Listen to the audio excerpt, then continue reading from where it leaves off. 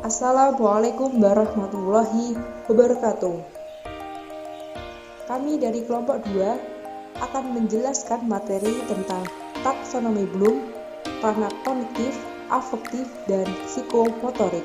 Kami beranggotakan 5 anggota mahasiswa. Yang pertama yaitu Riris Arista, Atta Arda Syafira, Malinda Nasution, Walidatul Isna, dan yang terakhir yaitu Vera Sukma Wijayanti. Yang pertama, taksonomi Bloom. Taksonomi itu sendiri berarti klasifikasi berhierarki dari suatu prinsip. Taksonomi Bloom adalah mengklasifikasikan sasaran atau tujuan pendidikan menjadi 3 domain, ranah atau kawasan, dan setiap ranah tersebut dibagi kembali ke dalam pembagian yang lebih rinci berdasarkan hierarkinya. Ranah kognitif. Ranah kognitif mengurutkan keahlian sesuai dengan tujuan yang diharapkan. Proses berpikir menggambarkan tahap berpikir yang harus dikuasai oleh siswa agar mampu mengaplikasikan teori ke dalam perbuatan. Ranah kognitif terdiri atas 6 level. Yang pertama, pengetahuan atau knowledge, mencangkup ingatan akan hal-hal yang pernah dipelajari dan disimpan dalam ingatan. Hal-hal itu dapat meliputi fakta, kaidah, dan prinsip serta metode yang diketahui. Pengetahuan yang disimpan dalam ingatan digali pada saat dibutuhkan melalui bentuk ingatan mengingat, recall, atau mengenal kembali, recognition. Selanjutnya, pemahaman atau comprehension, mencangkup kemampuan untuk menangkap makna dan arti dari bahan yang dipelajari. Adanya kemampuan ini dinyatakan dalam menguraikan isi pokok dari suatu bacaan, mengubah data yang disajikan dalam bentuk tertentu ke bentuk lain.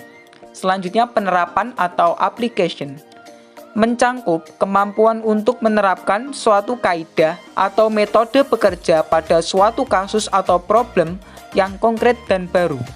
Analisis diartikan sebagai pemecahan atau pemisahan suatu komunikasi atau peristiwa, pengertian, kemudian menjadi unsur-unsur penyusunannya.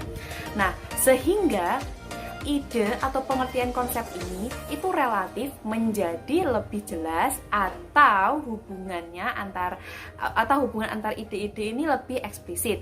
Nah, analisis ini merupakan memecahkan suatu isi komunikasi menjadi elemen-elemen sehingga hierarkinya ide-ide ini menjadi luas.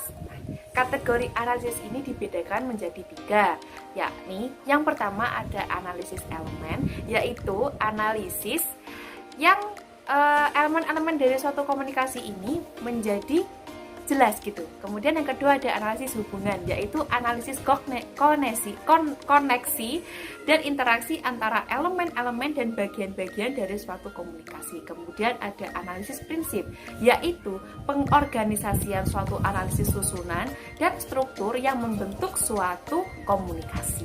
Kemudian ada sintesis. Sintesis adalah memadukan atau mencampur adukan elemen-elemen dan bagian-bagian untuk membentuk suatu kesatuan sintesis. Sintesis ini bersangkutan dengan penyusunan bagian-bagian atau unsur-unsur sehingga membentuk suatu keseluruhan atau kesatuan yang sebelumnya tidak tampak jelas. Nah, kategori sintesis ini dibagi menjadi 3, yakni penciptaan komunikasi yang unik, kemudian penciptaan rencana, dan juga penciptaan rangkaian hubungan abstrak. Makin seru kan? Oke, selanjutnya ada evaluasi. Ini yang terakhir nih. Evaluasi adalah menentukan nilai materi dan metode untuk tujuan tertentu. Evaluasi bersangkutan dengan penentuan secara kuantitatif atau kualitatif tentang nilai materi atau metode untuk sesuatu maksud dengan memenuhi tolok ukur tertentu. Kategori evaluasi ini dibedakan menjadi 2, yakni evaluasi berdasarkan bukti yang internal dan evaluasi berdasarkan bukti eksternal. Ranah afektif. Ranah afektif adalah ranah yang berhubungan dengan sikap, nilai, perasaan, emosi, serta derajat penerimaan atau penolakan suatu objek dalam kegiatan belajar mengajar. Ranah afektif ada 5. Yang pertama, penerimaan, semacam kepekaan dalam menerima rangsangan atau stimulasi dari luar yang datang pada diri peserta didik. Yang kedua, menanggapi, suatu sikap yang menunjukkan adanya partisipasi aktif untuk mengikut sertakan dirinya dalam fenomena tertentu. Yang ketiga adalah penilaian, berkenaan dengan memberikan nilai, penghargaan, dan kepercayaan terhadap suatu gejala atau stimulus tertentu. Yang keempat adalah mengelola, meliputi konseptualisasi nilai-nilai menjadi sistem nilai, serta pemetaan dan prioritas nilai yang telah dimiliki. Dan yang kelima adalah karakteristik, berkenaan dengan keterpaduan semua sistem nilai yang telah dimiliki seseorang yang mempengaruhi pola kepribadian dan tingkah lakunya. Ranah psikomotor. Ranah psikomotor ini meliputi kompetensi melakukan pekerjaan dengan melibatkan anggota badan serta kompetensi yang berkaitan dengan gerak fisik atau motorik, yang mana terdiri dari gerakan refleks, keterampilan gerakan dasar, kemampuan perspektual, ketepatan, keterampilan kompleks, serta ekspresif dan interpretatif. Nah, kategori yang termasuk dalam ranah ini adalah meniru.